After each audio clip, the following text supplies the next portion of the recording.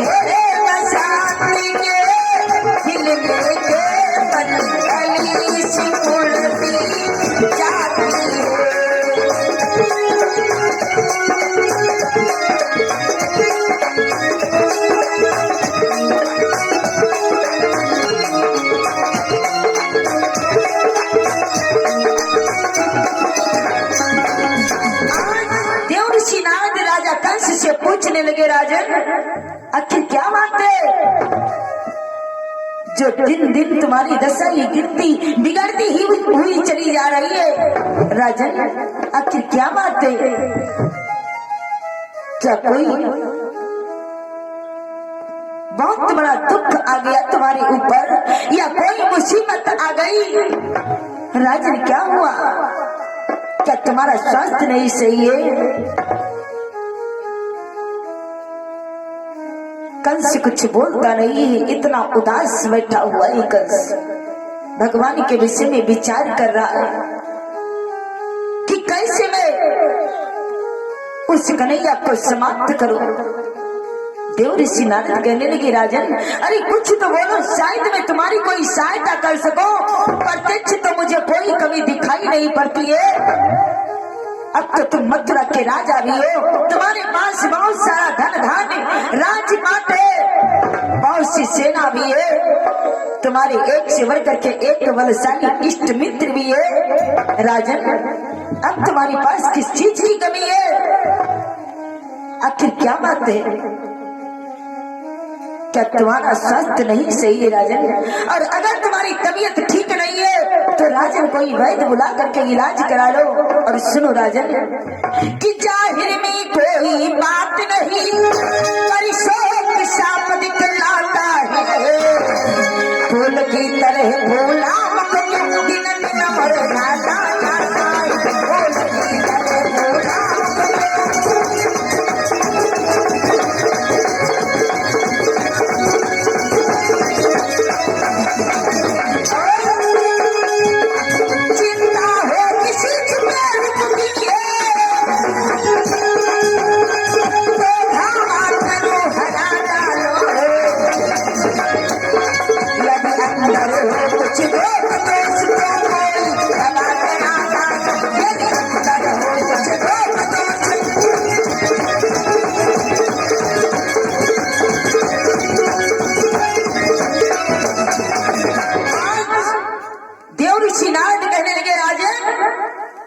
अगर तुम्हारे शरीर के अंदर कोई रोग व्याप गया हो तो उसका इलाज करा लो। अगर तुमको कोई शत्रु से भय हो तो उस पर चढ़ाई कर दो, उसे समाप्त कर डालो। राजन कंस इतनी देर तक तो कुछ नहीं बोला, लेकिन अब कहने लगा कि मुनिराज, अरे आप तो जानते ही हो कि इस समय मुझ पर क्या बीत रही है। देव ऋषि नारद कहने लगे मतलब कंस कहने लगा मुनिराज मेरा जो शत्रु है, मेरा जो काल है कन्हैया, वो दिन प्रतिदिन अब विकराल होता चला जा रहा है। बोली सच्चिदानंद भगवान की, बोली दुर्गा मैया की। भक्तों, कंस आज आही भरता हुआ बड़ी दुख के साथ कहने लगा कि मुनिराज मैंने अपने शत्रु उस काल कन्हैया को मारने की बहुत सी कोशिश किया, लेकिन मेरी हर कोशिश नाकाम होती चली गई।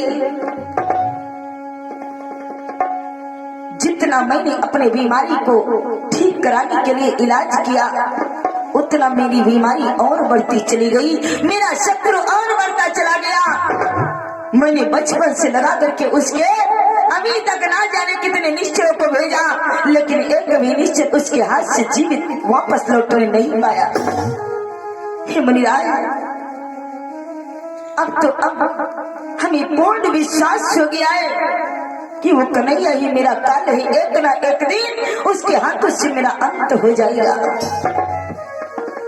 देव ऋषि नारद से कंस दुखी हो करके कहने लगा मुनिराज अरे सुनो कि मैं भी अब समझ गया भगवान। कंस कहने लगा देव ऋषि नारद से कि मुनिराज अब हमारे सब समझ में आ गया है, जितनी मेरी ताकत थी, जितनी मेरी शक्तियां थी, सब मैंने लगा लिया है उसे मारने के लिए, लेकिन मेरे शत्रु का एक भी माल भी माका नहीं हो पाया। इसलिए मुनिराज कि मैं भी अब समझ गया भगवान, वो नीचे डाली हमारा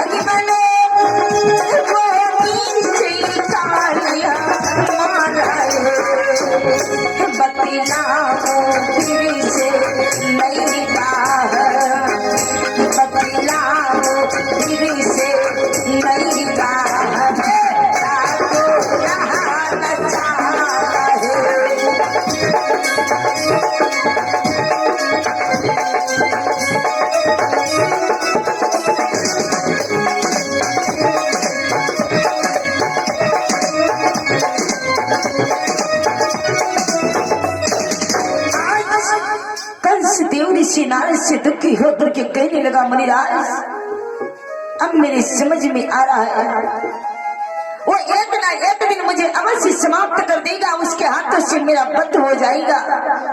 लेकिन मुनिराज अगर तुम्हारे पास कोई उपाय हो तो ऐसा उपाय बताओ जिससे मैं अपने शत्रु अपने काल का मैं अंत कर सकूं। देव ऋषि नारद ने जब ऐसा कंस के मुख से अधीरता भरे शब्दों को जब सुना तो देव ऋषि नारद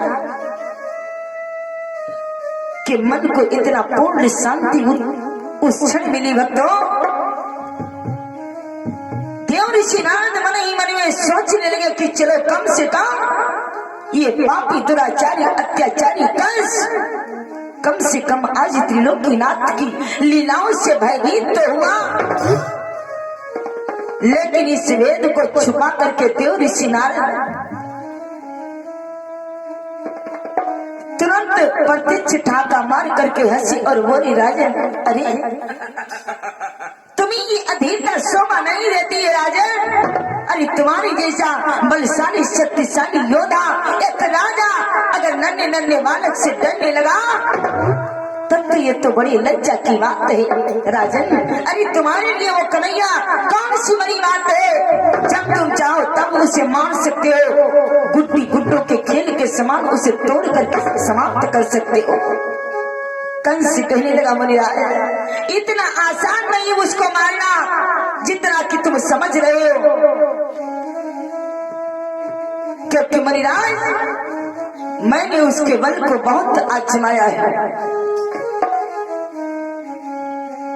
देव ऋषि नारद कहने लगे, तो कोई ऐसा उपाय करो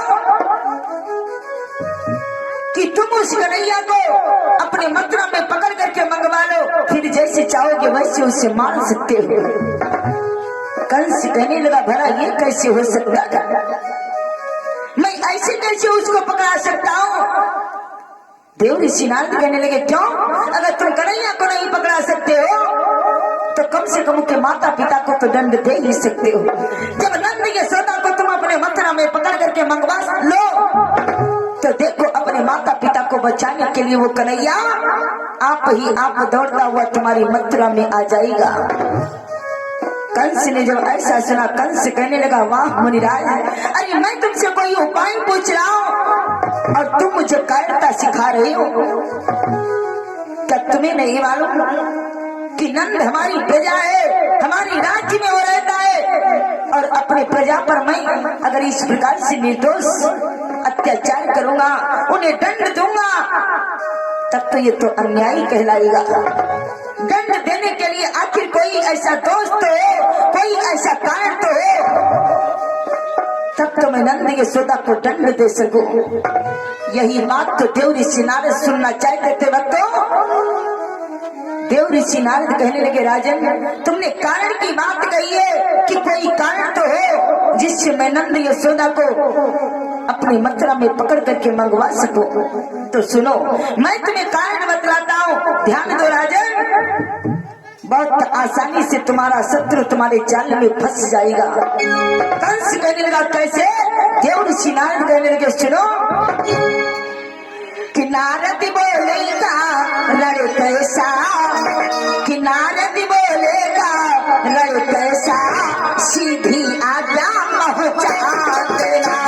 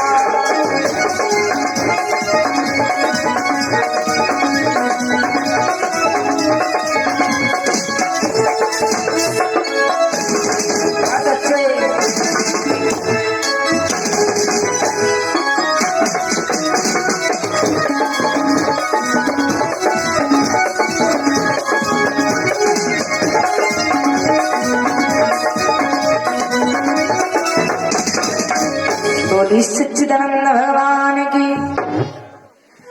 भक्तों, देव ऋषि नारद सोच रहे हैं कि लीलाधारी परम पिता परमात्मा इधर वृंदावन में अपनी लीला दर्शा ही रहे हैं, और वृंदावन में जो काली कुंड है उसमें काली नाग रह रहा है। यही समय है जो काली नाग को उस कुंड से भगवान कन्हैया समाप्त करे, उस कुंड से बाहर करे। देव ऋषि नारद यही सोच करके कंस का सहारा लिया और कंस के पास आए और बोली, राजन अगर तुम्हारा काल, तुम्हारा शत्रु इतना ही विकराल हो गया है तो कारण मैं तुम्हें बतलाता हूँ। तुम नंद के नाम पर एक पत्र भेज दो और उस पत्र में आज्ञा लिख दो कि हमें 100 कमल के पुष्प चाहिए, और जानते हो राजन कमल के पुष्प सारी वृंदावन में और कहीं भी नहीं है सिवाय काली कुंड के अलावा। और जब अगर नंद जाएगा काली कुंड में पुष्प लाने के लिए तो काली कुंड का जल इतना विषैला है काली नाग के जहर के कारण कि जो भी जाएगा उस कुंड में पुष्प लाने के लिए उसका अंत हो जाएगा। और अगर कहीं उसका लड़का कन्हैया अगर जान पाया तो वो जरूर अपना जोश दिखाएगा पुष्प लाने के लिए। बोलिए सच्चिदानंद भगवान की। देव श्री नारद ने कहा अगर उसके लड़के ने जान पाया कि आपने पत्र भेजा है, 100 कमल के पुष्प मंगवाए हैं, तो वो कन्हैया जरूर जोर दिखाएगा। और अगर वो काली कुंड में गया पुष्प लाने के लिए तो जानते हो राजन, तुम्हारा कुछ लगेगा भी नहीं। और कन्हैया काली कुंड में जाएगा, उस काली कुंड के जल से उसका अंत आप ही आप हो जाएगा। और जब देव ऋषि नारद के ऐसे शब्दों को कंस ने सुना, सोचने लगा कंस ये तो बात बहुत अच्छी देव ऋषि नारद बता रहे हैं। कंस कहने लगा कि हे मुनिराज, ये बात आपकी मेरे समझ में आ गई। ये उपाय अच्छा ही अपने शत्रु को फांसने के लिए। उसी समय कंस ने बुलाया एक मंत्री को और नंद बाबा के नाम पर एक पत्र लिखवाया। भक्तों, वो पत्र भेज दिया नंद बाबा के पास से वृंदावन। नंद बाबा ने जैसे कंस की आज्ञा को सुना, उस पत्र को खोल करके पढ़ा। नंद बाबा जान गए अब तो मेरे सामने दोनों तरफ से मौत खड़ी हुई है। अगर काली कुंड को पुष्प लाने जाता हूँ तो काली कुंड के जल से मेरा अंत हो जाएगा। और यदि कंस की आज्ञा को नहीं मैंने स्वीकार किया, पुष्प अगर उस तक नहीं पहुंचाए, तो अब मुझे वो जीवित नहीं छोड़ेगा। नंद बाबा के आंखों से आंसू बहने लगे। मैया यशोदा ने पूछा कि स्वामी ये क्या बात है, ये कैसा पत्र आया हुआ है जो तुम्हारी आंखों से आंसू बह रहे हैं, स्वामी बताओ। तब नंद बाबा ने पूरी बात कंस की आज्ञा के विषय में बतलाई। मैया यशोदा ने जब ऐसा सुना, मैया यशोदा भी फूट फूट करके रोने लगी। मैया जान गई अब तो हम दोनों की मृत्यु नजदीक आ गई है। इसका मतलब अब कंस हम लोगों को जीवित नहीं छोड़ेगा। मैया महल में जाकर के फूट फूट करके रो रही है। त्रिलोकीनाथ अंतर्यामी घट घटवासी वो तो सब कुछ जान ही रहे हैं कि महलों में कौन सी घटना घटी हुई है। भक्तों, संध्या का समय हो रहा था। भगवान कन्हैया बलराम ग्वाल वालों के साथ गाय बछड़े चरा करके जब वन से वापस लौटे, द्वार पर ही छड़ी को फेंक दिया और उछलते कूदते हुए मैया मैया पुकारते हुए भगवान महलों में जब गए तो मैया यशोदा से कहने लगे, मैया मैया अरे मुझे भूख सता रही, मुझे माखन रोटी दे दो मैया। मैया यशोदा आंखों से आंसुओं को पोंछा और एक कटोरी में थोड़ा सा माखन ले लिया, थोड़ी सी रोटी ले लिया और मैया यशोदा भगवान श्री कृष्ण को अपनी गोदी में बिठा करके खिलाने लगी। मैया यशोदा बहुत अपने आंखों के आंसुओं को संभालने की कोशिश किया, लेकिन अब तो आंखों से आंसू छलक ही आए। भगवान ने जब मैया के आंखों में आंसुओं को देखा, पूछने लगे मैया क्या बात है, आज तेरी इन आंखों में आंसू क्यों बह रहे हैं मैया। मैया यशोदा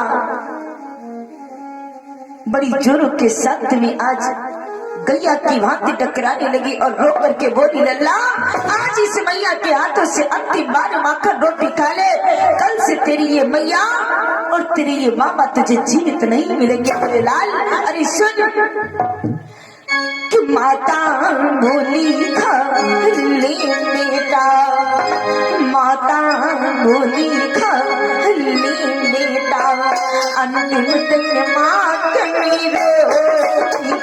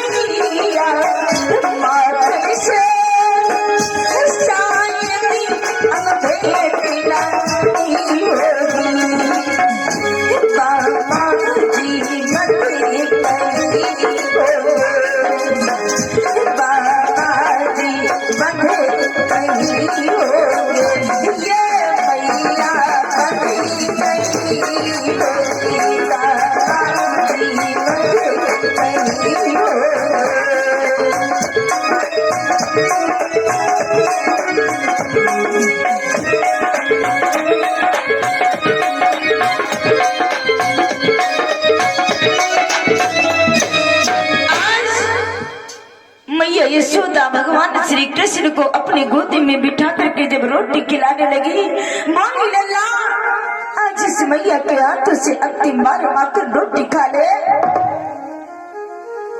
कल से ये ना तो तेरी मैया रहेगी और ना ही तुझे माकर रोटी नसीब होगी मेरे लाल।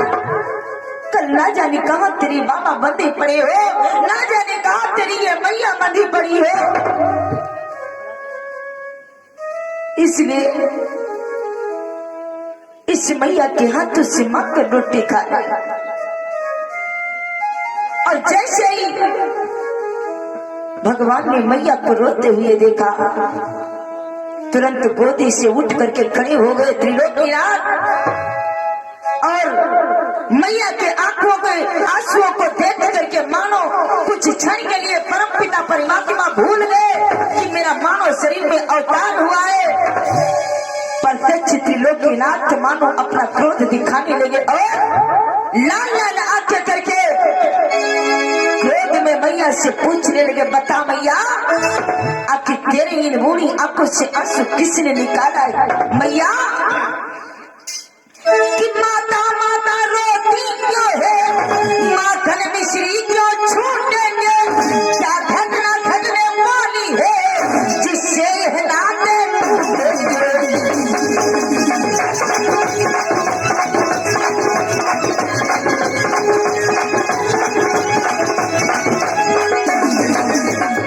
मैया मैया क्या कहती है, कौन सा काल चले आया है किसने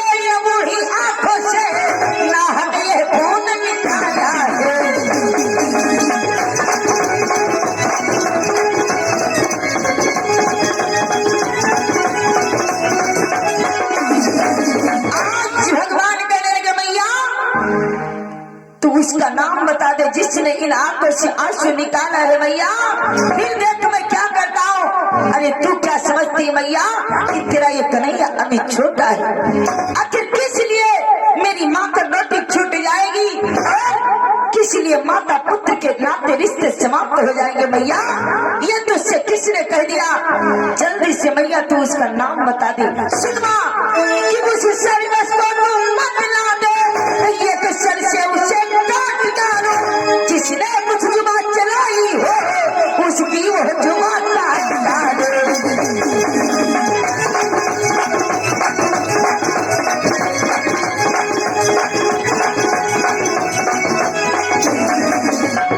जो उंगली माँ की वार उठे वो उंगली तोड़ डाल डालो, जो आंखें माँ की वार उठे वो आंखें फोड़ काट डालो।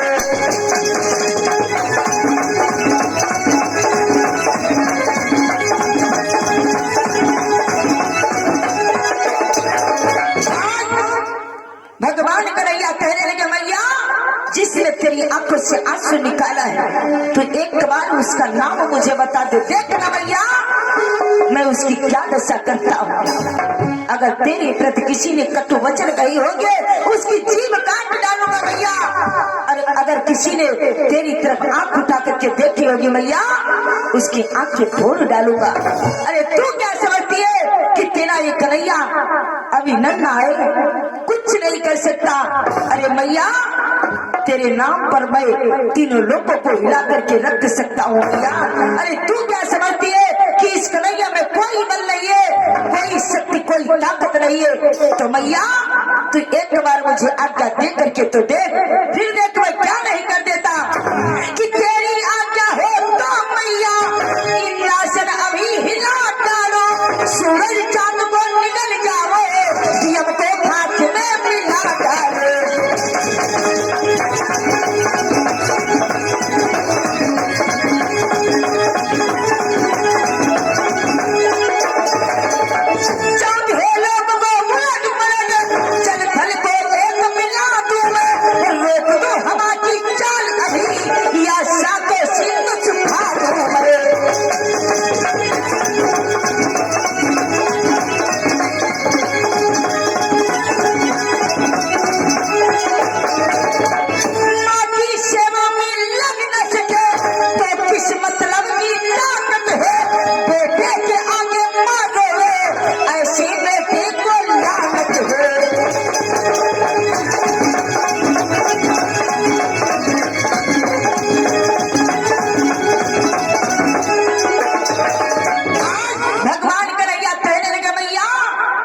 मुझे आज्ञा दे दे तो मैं देवताओं के राजा इंद्र के इंद्रासन को हिला सकता हूँ, 14 लोग को उलट पलट कर सकता हूँ।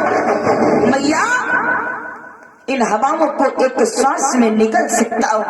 इतनी मुझ में ताकत है, इतनी मुझ में शक्ति है। तो जरा सोच, इस पृथ्वी पर कौन ऐसा वीर प्रकट हो गया है जो मेरी मैया की आंखों से आंसू निकाल सकेगा। अगर ये बल, ये शक्ति अगर तेरी सेवा में मैं ना लगा सकूं तो मुझे लाख लाख धिक्कार है मैया। अपने माता के वीरता भरे शब्दों को जिस समय,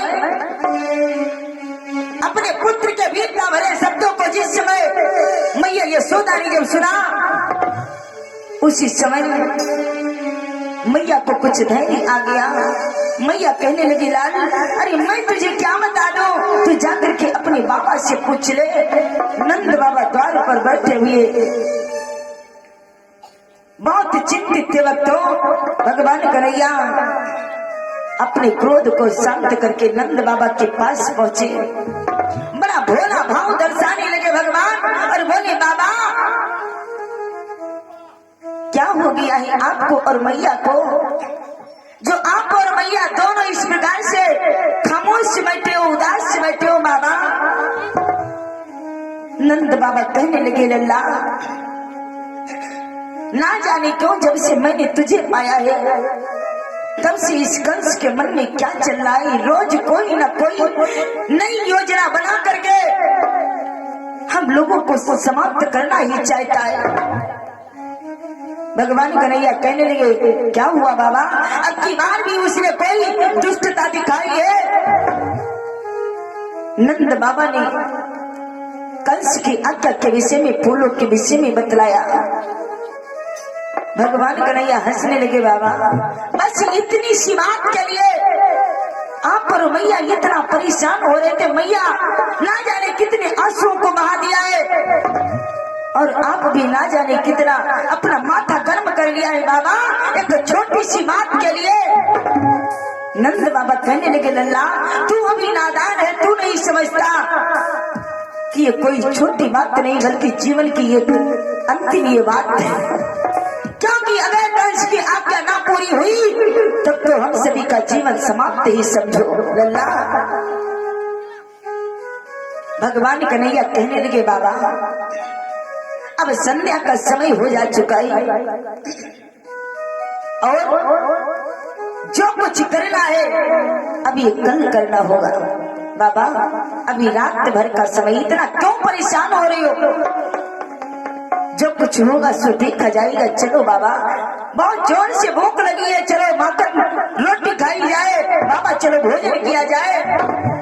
समझा बुझा करके भगवान कन्हैया नंद बाबा मैया यशोदा को भोजन करवाया भक्तों। और जब रात्रि में शयन किया भगवान तो विचार कर लिया, कल प्रातः काल हमको करना क्या है। प्रातः काल में भगवान कन्हैया ने उठाई अपनी मुरली और बजाना शुरू कर दिया।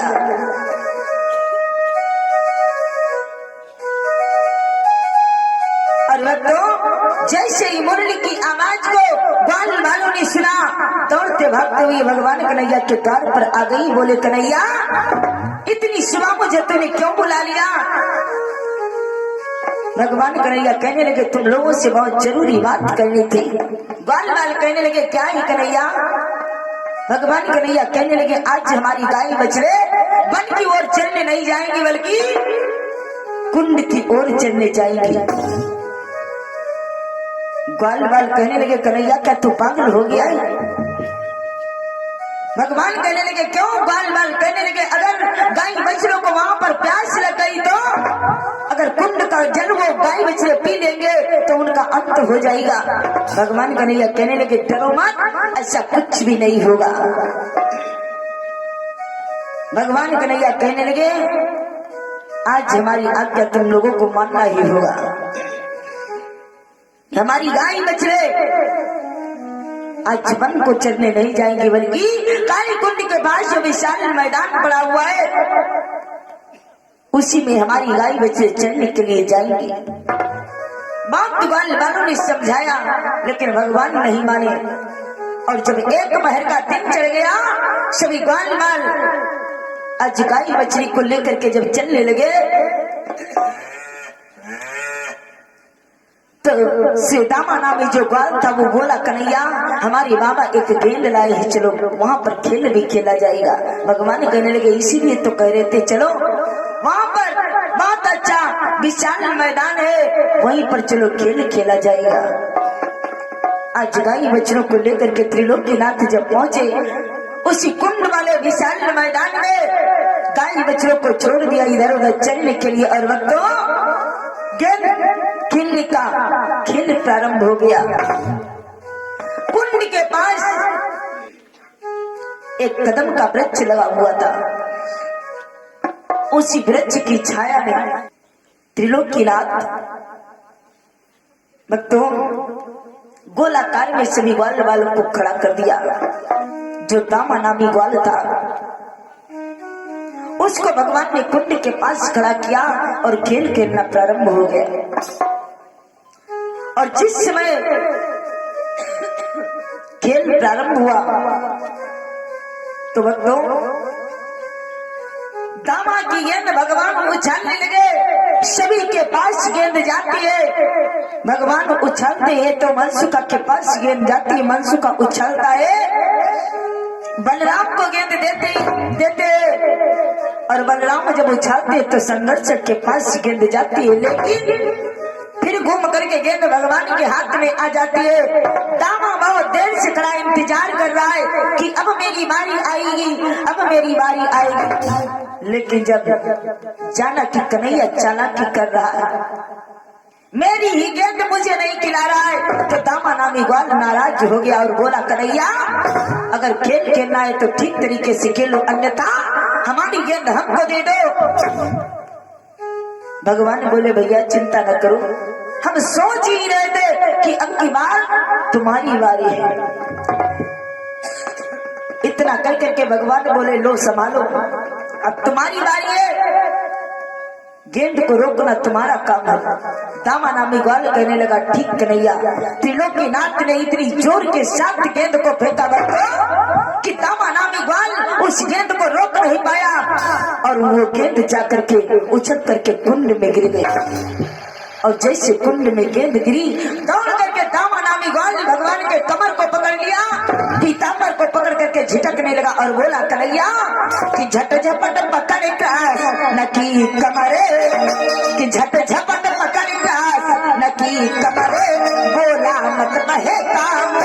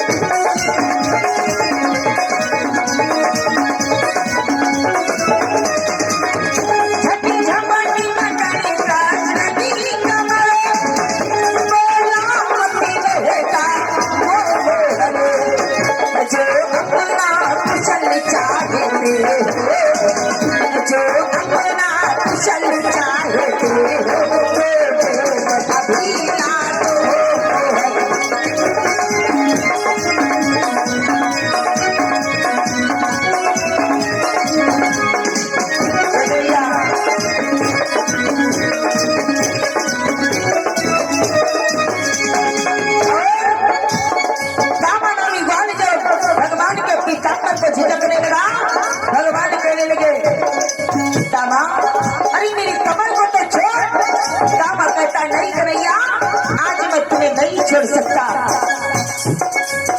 मेरी सबसे पहले गेंद ला करके दो, तब मैं तेरी कमर को छोड़ूंगा। भगवान कहने लगे अजीब पागल है, मेरी कमर को नहीं छोड़ता है और कहता है गेंद ला करके दो। अरे दामा सुन, तू तो वही कहावत आज सच करके दिखा दिया। एक सड़ी हुई चिट्ठी के कारण इतना मेरा कीमती पीताम्बर तो पानी दे रहा है। अरे सुन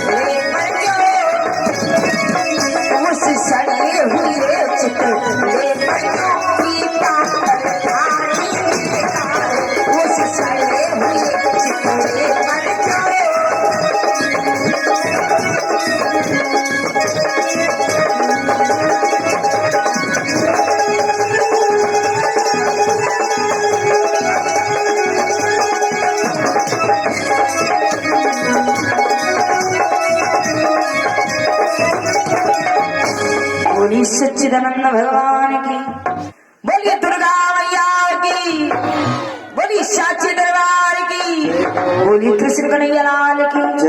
भक्तों ध्यान देंगे, कथा की तरफ समय काफी हो चुका है और बस 2 मिनट का समय और ले रही हूँ तत्परांत आरती और प्रसाद। भक्तों भगवान बोले कि मेरी कमर को छोड़ दे, अन्यथा मैं एक तमाचे में तेरे प्राणों का अंत कर दूंगा। दामा नामी ग्वाल कहने लगा, कन्हैया ये मत समझो कि तुम्हें माखन खाने को मिलता है तो हमें भी छाछ पीने को मिलती है। अगर तुम एक तमाचा मारोगे तब तो मैं सहन कर लूंगा, लेकिन फिर देखते हो कन्हैया मेरे भी हाथ में लाठी है। और कन्हैया तुम अगर एक तमाचे में मेरे प्राणों का अंत कर सकते हो तब तो तुम सचमुच बलधारी हो, तुम्हारी भुजाओं में बहुत ज्यादा बल है। कन्हैया कहने लगे, हाँ बल तो है। दामा नामी ग्वाल कहने लगा, अगर सच में बल है तो अब वो बल दिखाने का समय आ चुका है। ये मत समझो कन्हैया कि हमें कुछ मालूम नहीं, तेरे बाबा के घर में कंस का भेजा हुआ पत्र आया है और महाराज कंस ने 100 कमल के पुष्प मंगवाई है। कन्हैया अगर सच में तुम बलधारी हो तो दिखा दो वो बल जिस बल से तुम मुझे मारना चाहते हो। कन्हैया अगर सच्चे बलधारी हो तो वो देखो कन्हैया, तुम्हारे सामने कमल के पुष्प लगे हुए हैं और तुम भी खड़े हो। अगर सच्चा तुम में बल है तो जाओ कमल के पुष्प तोड़ करके दिखा दो, तो मैं समझो कि तुम सच्चे बलधारी हो। लीलाधारी परमपिता परमात्मा वो तो यही चाहते ही थे। बार बार दामा नामी ग्वाल जब भगवान को उकसाने लगा, भगवान कमर को छोड़ करके जा करके कमर को छुड़ा करके भगवान भागे काली कुंड की ओर और उसी कदम के वृक्ष पर भगवान चढ़ गए।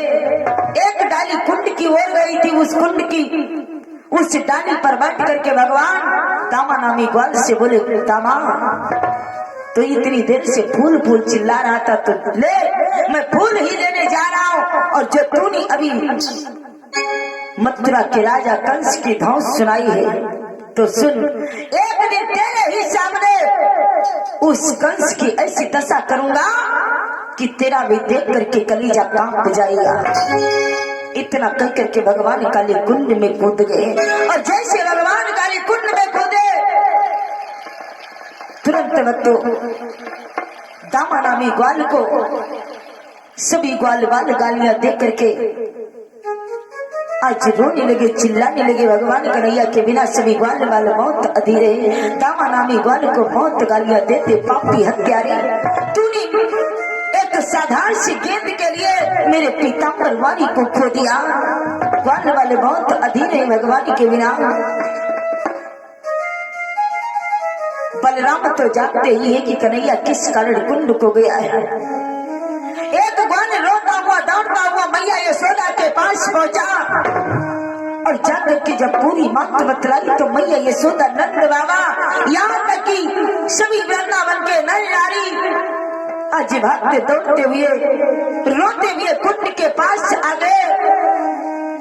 मैया यशोदा इतना भारी विलाप कर रही थी कि बार बार कुंड की ओर भाग रही थी। बलराम बहुत समझाते थे, मैया अरे धैर्य धारण करो, तेरे कन्हैया को कुछ नहीं होगा माँ, तेरा कन्हैया जहाँ भी है वो सुरक्षित है मैया, तेरे कन्हैया को कोई नहीं मार सकता। अभी धैर्य धारण करके बैठ मैया, देख अभी कुछ देर के बाद कन्हैया तेरे पास आ जाएगा। मैया बोली, अब मैं कैसे धैर्य धारण करूं, मेरा धैर्य दिलाने वाला मेरा लाल वो तो कुंड में डूब गया ही। बलराम कहते, नहीं मैया, कुंड में कन्हैया अपने मर्जी से गया है, डूबा नहीं है मैया। तू नहीं जानती कि कन्हैया क्या करने गया है। अरे मैया, अपने लल्ला की लीलाओं को देख, तेरे लल्ला को कुछ नहीं होगा मैया, तो निश्चिंत हो जा। लेकिन मैया यशोदा को धैर्य नहीं हो रहा है। मैया यशोदा सभी ग्वाल वालों से कहती है कि मैं अपने लल्ला के बिना, अपने कन्हैया के बिना जी नहीं पाऊंगी, मुझे भी इस कुंड में छोड़ दो। दामा नामी ग्वाल कहता है मैया मैं तेरे पुत्र का हत्यारा हूँ माँ, मुझे भी समाप्त कर डालो मैया। मैया कहती अरे कोई तो आगे बढ़ो, मेरे लल्ला को कुंड से बाहर निकाल दो, मेरा लल्ला जल में परेशान होता होगा, कोई आगे बढ़ो, मेरे लल्ला को कुंड से निकाल दो। मैया पागलों की बात चिल्ला रही और सभी से कहती है कोई मेरे लल्ला को अगर जल से बाहर निकाल दे तो मैं उसे मुकमा का इनाम दूंगी।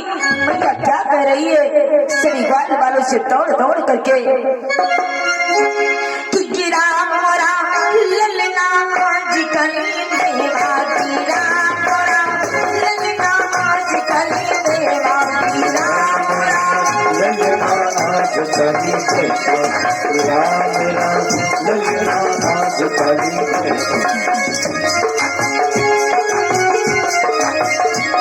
गिरा मोरा ललना जी कली देवा, गिरा मोरा ललना जी कली देवा, गिरा मोरा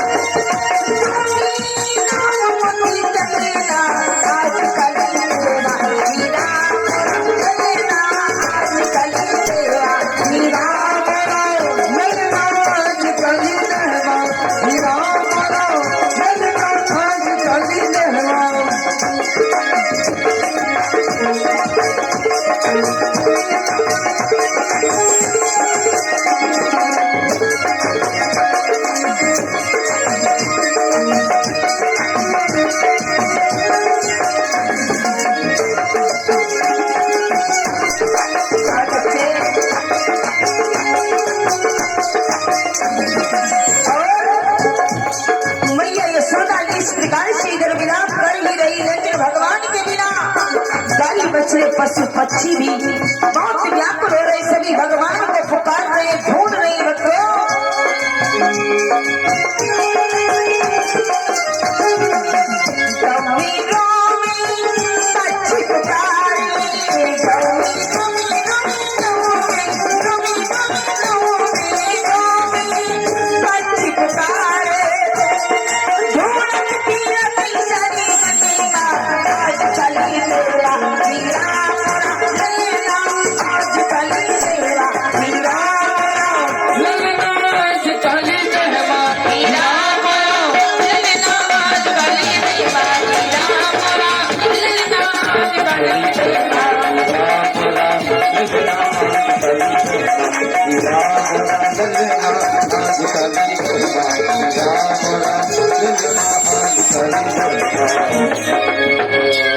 सच्चिदानंद भगवान की।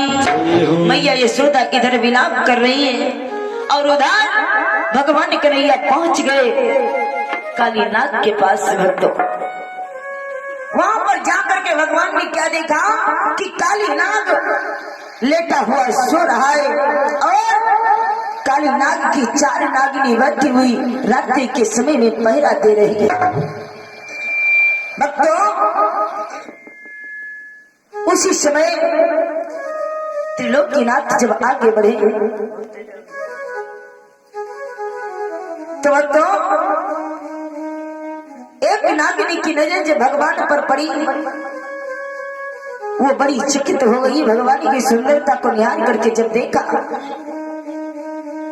और सोचने लगी ये बालक आखिर कौन है, कहां से आ गया है। दूसरी नागिनियों से कहने लगी बहना अरे देखना ये बालक ना जाने कहां से आ गया है।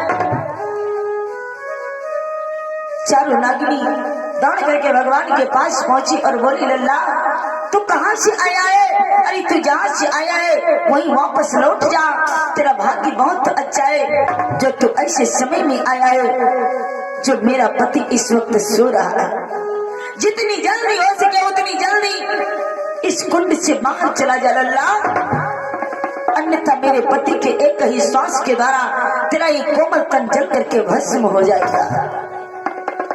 भगवान नागिनियों के ऐसे शब्दों को सुन करके मंद मंद मुस्कुराने लगे।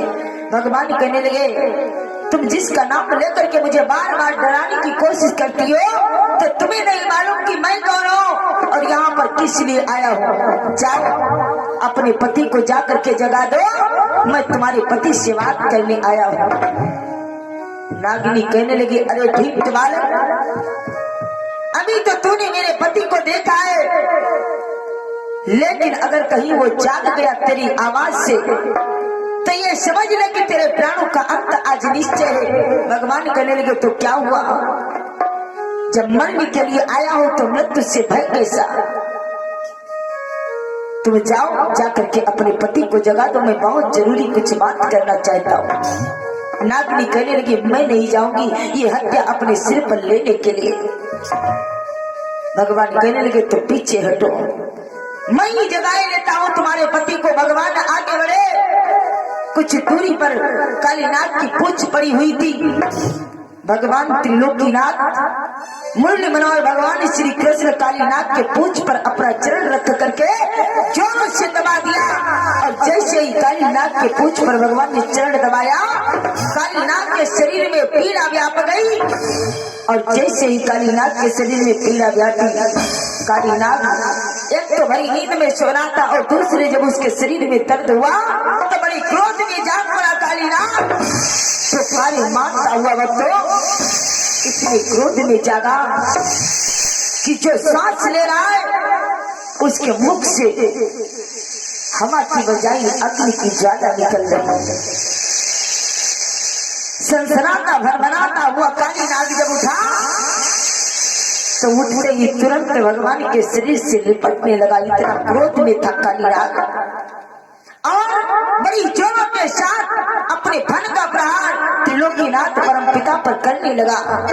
लेकिन वक्तों कालीनाग सोचता है, अब मैं इसका अंत कर दूंगा। भगवान का अंत करना चाहता है कालीनाग अपने फनों के प्रहार से। लेकिन वक्तों भगवान कन्हैया झपट करके उसके फन को पकड़ लिया। जितना जोर लगा करके कालीनाग भगवान के शरीर से लिपटा, भगवान अपने शरीर को और सिकोड़ने लगे। लेकिन जब पूरी ताकत लगा लिया कालीनाग, उसी समय अपने तन का विस्तार भगवान करना शुरू कर दिया। और जैसे भगवान के शरीर का विस्तार हुआ, कालीनाग की एक एक गुड़िया चट चट के मतलब टूटने लगी। कालीनाग जान गया इसका मतलब ये बालक कोई साधारण बालक नहीं है, हमें लगता है ये तो त्रिलोकीनाथ थे, और अगर ये त्रिलोकीनाथ थे तो आज इनके हाथों से मेरे प्राण नहीं बचेंगे। यही सोच करके कालीनाग भगवान के शरीर को छोड़ करके भागने लगा। लेकिन झपट करके भगवान कन्हैया ने कालीनाग के फन को पकड़ लिया और तुरंत उसी समय कालीनाग को नाथ डाला। बतो कि घबरा कर काली दूर हुआ, कि घबरा कर काली दूर हुआ, जो ही मोहन ने हाथ दिया।